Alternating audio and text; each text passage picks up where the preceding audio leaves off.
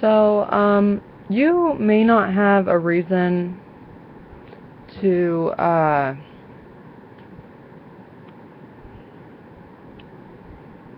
listen to me, but if you're watching this video, for some reason, you are listening to me. So, I previously made a video that, gave only specific people who knew certain privileged information hints to go to a certain website that I created. And maybe some certain people did not do that. And I have no idea if they did or not, because I don't have any proof of whether they even watched the video. So, that is just unknown to me. But what I do know is that I wrote some things on the website. And what I did write about was not only some really personal things about myself and things that had nothing to do with certain people, but I also wrote a story. I began to write a story, and it's a really interesting story, I think, and I think this story could really go somewhere, because I believe this story has potential to reach out to more than one group of people. And the reason I think this is because it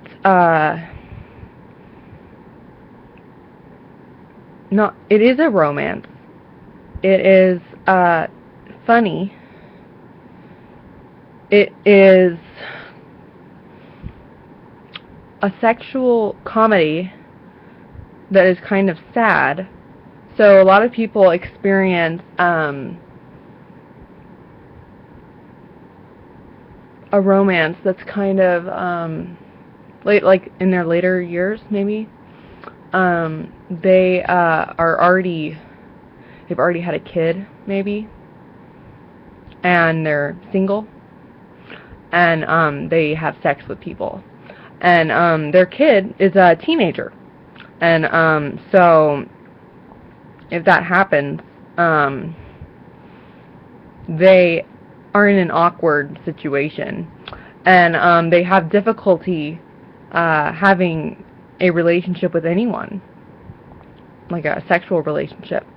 So normally what happens is, what I assume, because I've never been in this situation, but what I can tell from my birth mother's situation is that the relationships usually don't go anywhere, because in the original relationship that ended up in the pregnancy that ended up with the child that the person kept their whole life and is now a teenager, is that they did not get married to the father or the mother of the child, and so they are a single parent, and so they ended up lonely, and so they still have not found love, and so what they are doing is really pathetic and sad. And then, some people, they decide that they are no longer going to pursue a relationship because it's unhealthy for their child, and that may end up being what I do with this story. But I don't know, because I haven't finished the story. I'm also not writing it as a screenplay. I'm writing it multiple types of ways. Parts of the story I'm writing it as a Facebook note. Some parts of the story I'm writing it as a fictional novel. And some parts of the story I'm writing it as if it was a screenplay, but I'm not writing the people's names next to it. So I'm just writing like dialogue. So, it takes more time to write people's names next to dialogue, and I'm just trying to get it out as fast as I can, and then I can like go back and edit it if it's a really good story. And I just kind of made this up just today. And yesterday I came up with a different story that I ended up not posting on my website. And what happened was, it was like a little bit too sexual for me. And it was from a guy's point of view. So what happened was, I had been watching movies because it was Halloween. And sometimes in really weird days of my life, I become very, I wouldn't say the word manly or masculine, I would just say guy-like, and I end up picturing myself as if I was a man, and I almost like feel it, like I feel like I have a penis, and I don't actually have a penis, and I don't think like that I actually have any other testosterone in my system that I'm supposed to have, and I don't think that I have any other organs like up in my reproductive parts that I don't know about. I don't think that happened to me. I think I've been checked out quite a bit by gynecologists, and I think I'm quite aware of my parts and everything, and I think I'm, a regular female person.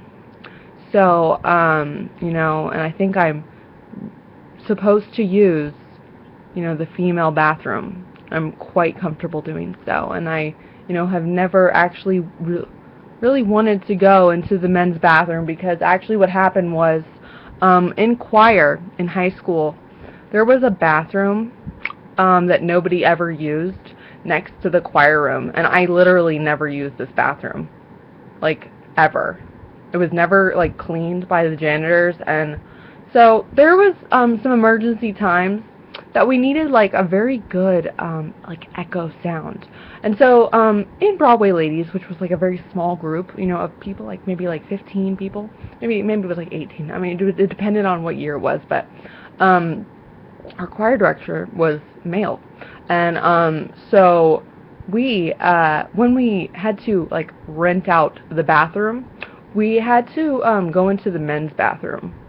And we had to lock the door. And obviously, we had to have a female teacher in there with us to make sure that nothing bad happened to any of us while we were in there, because that would have been horrible. But nothing bad ever happened with us in there.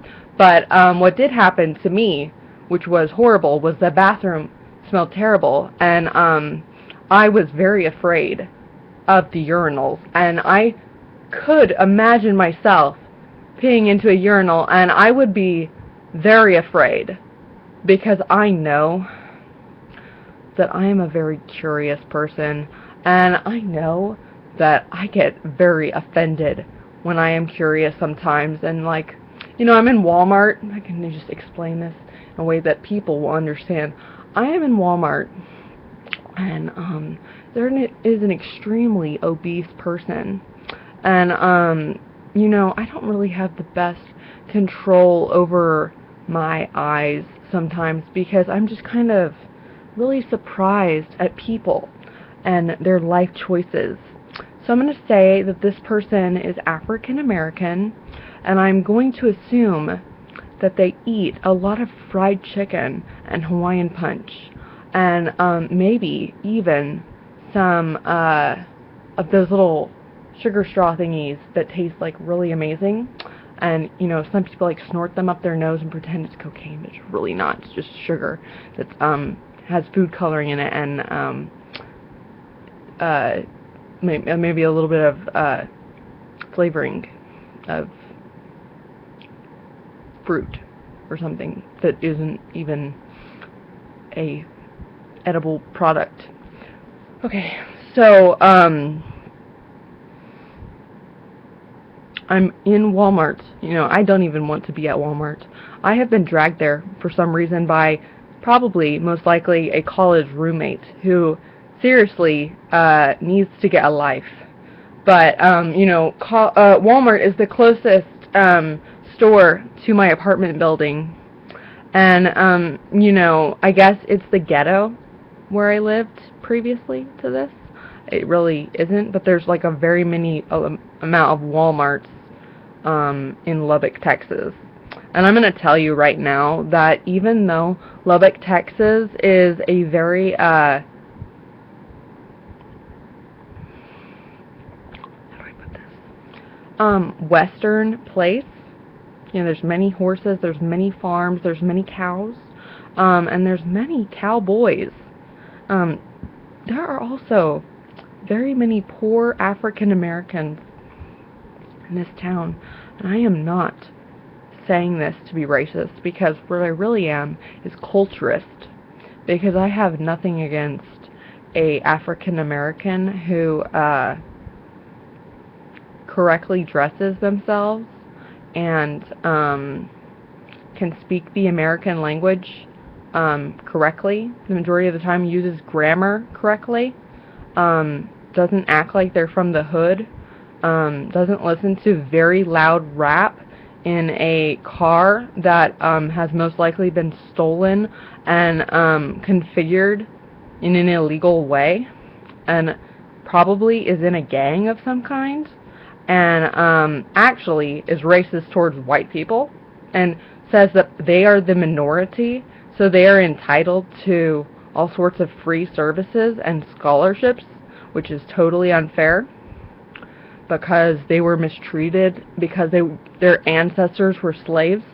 Actually, I'm going to let the entire bulk of African, Mexican, and a whole bunch of minorities know that at one point in the history of the world, you can read about this in Exodus in the Bible, there were Israelite people, and they were Jews, and the Jews have been mistreated like way a lot, and I'm pretty sure that Jews are white, and the Jews were actually the predecessors of the Christian people, and they were supposedly God's chosen ones.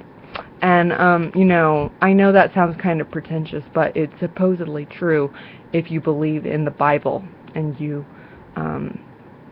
care about Christianity. So we, the Israelites, I mean not me personally, but the Israelite people, were enslaved in Egypt and forced to build the Pharaoh's buildings. And what happened was, like, Jacob's son, Joseph, he wore a coat of many colors. I'm sure you've heard this story. And he had, like, dreams that predicted the future. And, like, some pharaoh locked him up in this jail cell. And then, basically, like, it was horrible. He was forgotten about and, like, mistreated for many years. And then the pharaoh found him because he had a bad dream, and he was like, I need someone to interpret this dream. And nobody could interpret the dream except for Joseph. So then, like, Joseph was very honored because he interpreted the dream and saved Egypt. Okay, so he saved Egypt, and then his wife, the pharaoh's wife, like, seduced Joseph, and Joseph was like, I don't want none of that. And then, so what happened was, the pharaoh didn't believe Joseph, and then, I don't really know what happened exactly, the exact story, but I do know that, what ended up happening was, Joseph's whole family came to Egypt, and, like, I guess Joseph was exonerated from his crime that he didn't even commit, and then, Jacob was renamed by God to be Israel, and he was, chosen by God as the father of Israel, basically the father of the Jewish people. And so what happened was all of Israel's descendants, which were like 2 million people, became slaves of the Egyptians. So Moses was born to a slave. And then what happened was there was like an order to kill all of the boys who were babies. And so what happened was Moses' mother heard about this, and so she like wrapped him up and put him in a basket in the river, and then he like floated down the Nile River into like the palace's the Pharaoh's daughter's arms, and she like adopted him, which was like a really sweet thing to do. And so he grew up as like a prince in the palace, and he didn't even really know his real mother. And then so he kind of couldn't really accept his real destiny, and then he grew up really not knowing what he really was, and then he realized when he spoke to a burning bush, which was actually God, I think that's what happened, that he needed to free the Israelite people from the Egyptians. So he was like, well, I can't really speak to people because I am not a good public speaker. So I need help. So he's like, okay, well, this guy named Aaron can help you or whatever. So Aaron helped him, and there was a whole bunch of plagues, and people were scared, and like the Pharaoh had like these magician guys like help prevent the plagues, but it didn't work. And then like Moses parted the Red Sea, and all this stuff happened, and then a whole bunch of people died, except for the Israelites who made it to the Promised Land, and they were free because they believed in God and His power, and they also believed that Moses was telling them the truth, and he'd helped them so many times before that it was going to be okay. So really, you know, the first slaves on earth were most likely white people, honestly. So, I mean, at one point, I mean, we might have not been the minority, but, I mean, we were mistreated. And then, you know, like, there's different types of white people. There's people that live in Israel, and they're Jewish, and they were mistreated by Hitler and stuff. And then, you know, there's American white people, and like, there's tons of American white people previously that mistreated American Indians. And there's a whole bunch of American Indians now who would like to claim that we are still mistreating them. And I don't really know the situation there. But, I mean, it doesn't really seem true, because I feel like we are, you know, basically paying for them to live for free. And they get to go to school for free. And they get free health care, and they don't really have to pay for anything. So I don't really know what they really have to do, but it really feels like that isn't really an issue. I mean, it's possible that, like, if I was an American Indian and I actually, like, sincerely had a desire to work in America, and there was someone else who actually needed a job, but, like, let's say that I was maybe a little bit more knowledgeable, but maybe like I had the same qualifications as the other person, they might give the job to the other person because I like had everything given to me, and so I wouldn't get to have the exciting opportunity of working. But like I don't know if that's really something that big of a deal. I mean, it depends on the situation.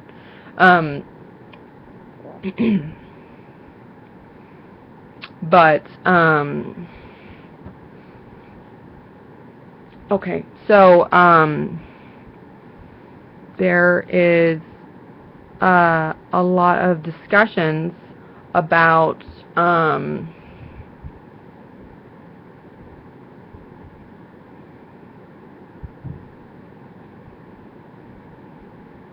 don't know what I was gonna say. It probably was not that important.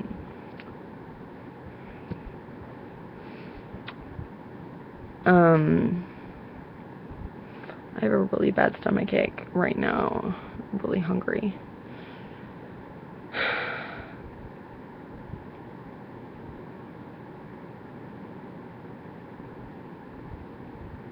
Okay, I'm gonna end it with that because I think that if you want to read my story, you'll read my story, and if you can't read my story because you don't have access to my story, then you're not supposed to read my story.